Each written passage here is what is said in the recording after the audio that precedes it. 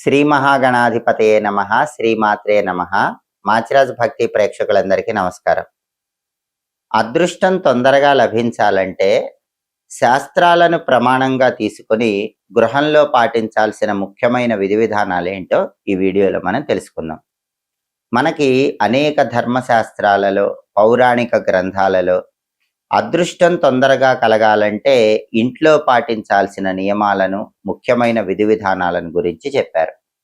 ధర్మశాస్త్రాన్ని ప్రమాణంగా తీసుకుంటే మనం ఇంట్లో ఉంచేటటువంటి శివలింగాల విషయంలో కానీ, సాలగ్రామాల విషయంలో కానీ, గణపతి విగ్రహాల విషయంలో కానీ, వీటన్నిటికీ సంబంధించి ధర్మశాస్త్ర గ్రంథాలలో ప్రామాణిక శ్లోకాలు కొన్ని చెప్పారు. ఆ శ్లోకాలను బట్టే మనం ఇంట్లో శివలింగం ఏర్పాటు చేసుకోవటం కానీ, సాలగ్రామం ఉంచుకోవటం కానీ, లేదా నర్మదా బాణలింగం ఉంచుకోవటం కానీ, గణపతి విగ్రహాలు ఉంచుకోవటం కానీ ఇలాంటివి చేయాలి.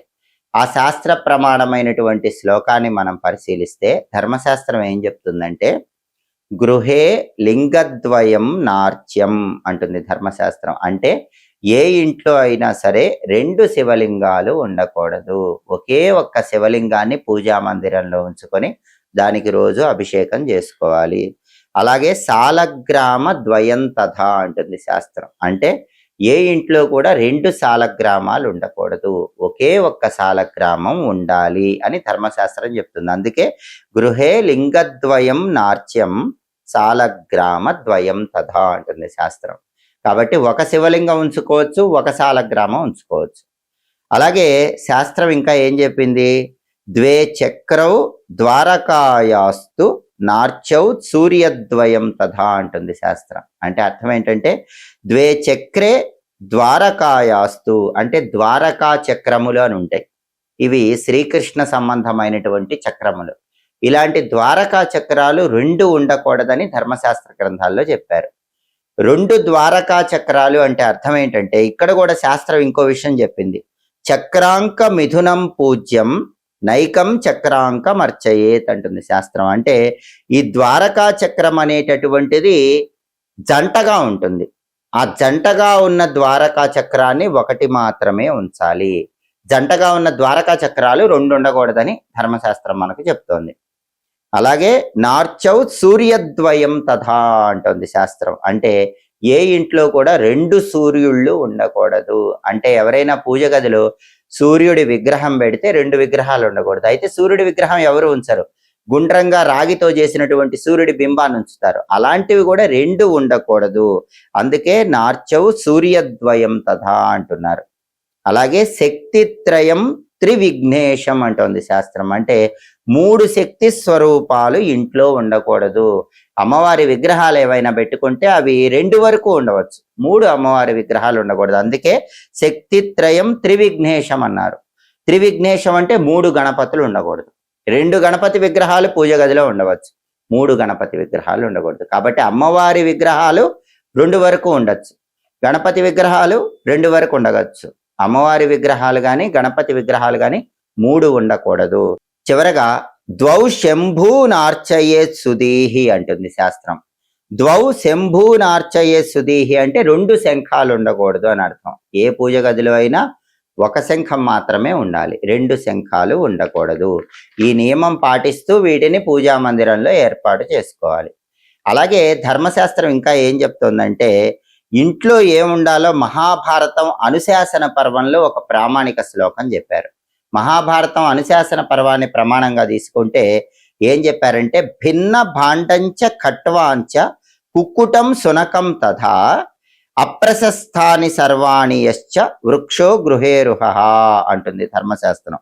అంటే అర్థం ఏంటి, భిన్న భాండంచ అంటే విరిగిపోయినటువంటి పాత్ర, పగిలిపోయినటువంటి పాత్ర ఇంట్లో ఉండకూడదు. చాలా మంది పగిలిపోయిన గిన్నెలు, పగిలిపోయిన పాత్రలో ఇంట్లో ఉంచుతారు, అలాంటివి ఉంచకూడదు. భిన్న ఖట్వాంచ, ఖట్వాంచ అంటే విరిగిన మంచం, విరిగిన మంచం ఇంట్లో ఉండకూడదు.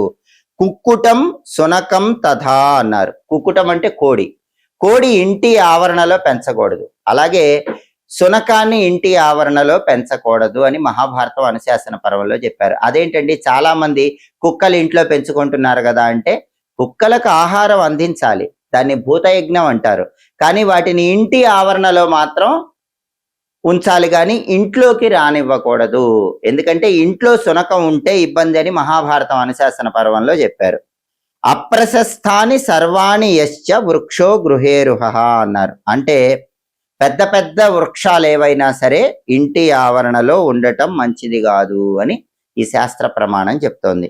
ఎందుకు ఉండకూడదు అంటే దీనికి శాస్త్రం ఏం చెప్తుందంటే భిన్న భాండే కలిం ప్రాహు ఖట్వాయాంతు ధనక్షయ కుక్కుటే సునకే చైవ హవిర్నాశంతి దేవరాహ అంటుంది శాస్త్రం. అంటే దీనిలో ఉన్న అర్థం ఏంటంటే భిన్న భాండే కలిం ప్రాహు అంటే ఎవరికైనా విరిగిన గిన్నెలు విరిగిన పాత్రలు గనక ఇంట్లో ఉన్నట్లయితే కలిపురుషుడు వాటిల్లోకి ప్రవేశిస్తాడు. కలిదోషం వాటిల్లో ఉంటుంది, అది ఇబ్బందులు కలిగిస్తుంది. అందుకని విరిగిన గిన్నెలేవి ఇంట్లో ఉండకూడదు.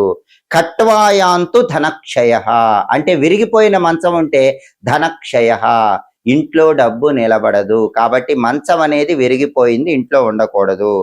కుక్కుటే సునకే చైవ హవిర్నాశంతి దేవతాహ అంటే ఇంట్లో కోడిని పెంచినా కుక్కని పెంచినా మనం దేవతలకు సమర్పించేటటువంటి పూజలు ఆ హవిస్సుల ఫలితం దేవతలకు చేరదు అని మహాభారతం అనుశాసన పర్వంలో చెప్పారు.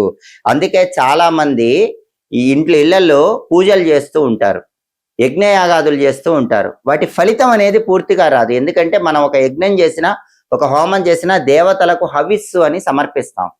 ఆ హవిస్సు హోమగుండంలో వేసిన పదార్థాలు దేవతలు స్వీకరించాలంటే మన ఇంట్లో కోడిని పెంచకూడదు, కుక్కను పెంచకూడదు. మరి ఎక్కడుండాలి?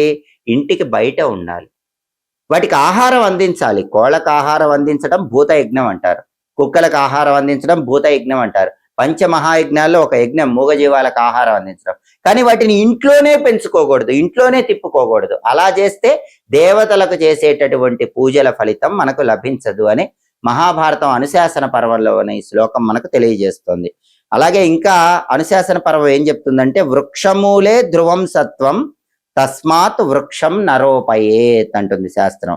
అంటే అర్థం ఏంటంటే పెద్ద పెద్ద మహావృక్షాలు ఇంట్లో పెంచుకుంటే గనక పాములు తేళ్లు లాంటి విష జంతువులు చేరే ప్రమాదం ఉంటుంది. కాబట్టి మహావృక్షాలను ఇంటి ఆవరణలో పెంచకూడదు అని మహాభారతం అనుశాసన పర్వంలో చెప్పారు. కాబట్టి మనం అదృష్టం కోసం ఇంట్లో పాటించాల్సిన విధి విధానాలను గురించి శాస్త్ర ప్రమాణమైన శ్లోకాలు ఉన్నాయి. ఆ శ్లోకాలలో చెప్పిన విధంగా ఆచరించినట్లయితే ఇంట్లో అదృష్టాన్ని ఐశ్వర్యాన్ని సిద్ధింపజేసుకోవచ్చు. పురాణాల పరంగా ఎటువంటి దానాలు నిర్వహిస్తే అద్భుత ఫలితాలు కలుగుతాయో, పురాణాలలో దాగి ఉన్న రహస్యాలేంటో తెలుసుకోవాలనుకుంటున్నారా?